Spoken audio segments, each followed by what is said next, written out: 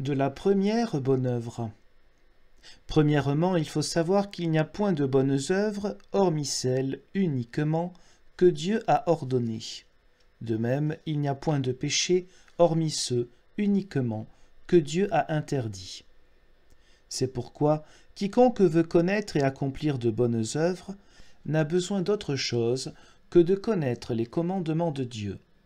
Ainsi, parle le Christ, Matthieu 19, « Si tu veux être sauvé, observe les commandements. » Et quand le jeune homme demanda ce qu'il devait faire pour être sauvé, le Christ ne lui proposa autre chose que les 10 commandements.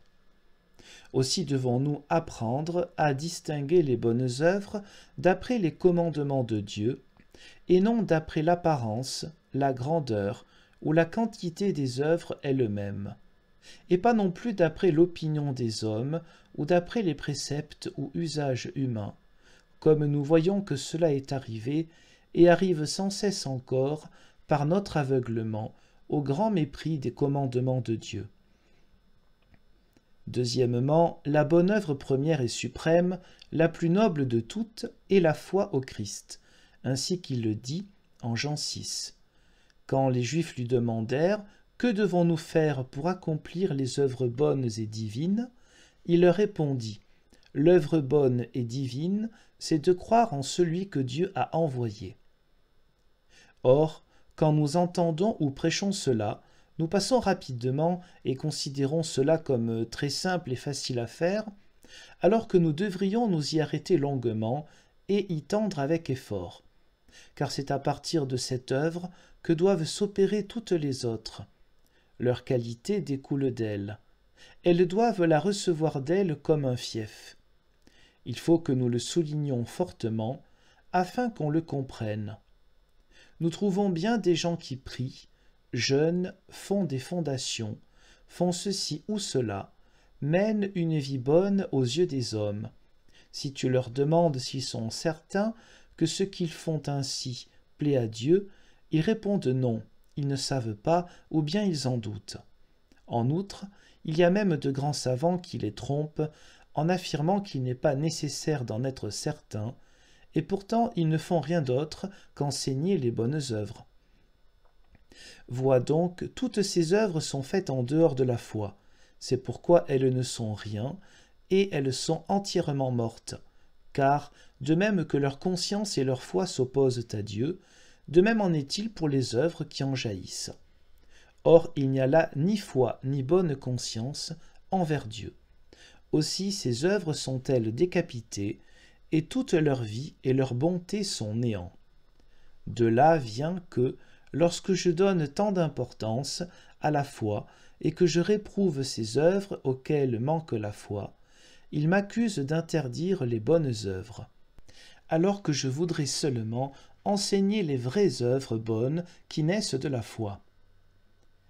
Troisièmement, si tu leur demandes s'ils considèrent aussi comme de bonnes œuvres le fait d'exercer leur métier, d'aller, de s'arrêter, de manger, de boire, de dormir, et d'accomplir toutes actions nécessaires à la vie du corps ou au bien commun, et s'ils croient qu'en cela ils sont agréables à Dieu, tu découvriras qu'ils disent non, et qu'ils imitent les bonnes œuvres si étroitement qu'elles consistent uniquement dans les prières à l'Église, les jeûnes et les aumônes.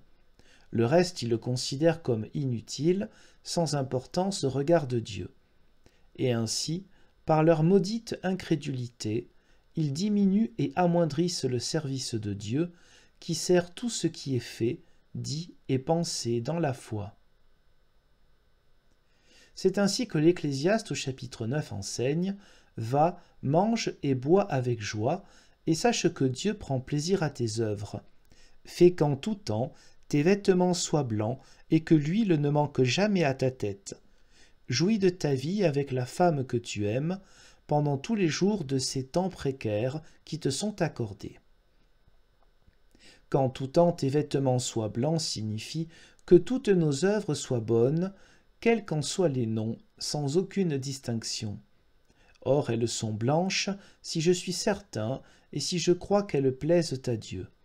Et ainsi, quant à moi, l'huile de cette joyeuse conscience ne manquera jamais à la tête de mon âme. De même, le Christ, Jean 8, je fais toujours ce qui lui est agréable. Comment le ferait-il toujours alors qu'il mangeait et buvait et dormait en son temps? Et saint Jean, première lettre de Jean chapitre 3, à ceci nous connaîtrons que nous sommes dans la vérité, quand nous pourrons conforter notre cœur devant ses yeux et bien lui donner confiance.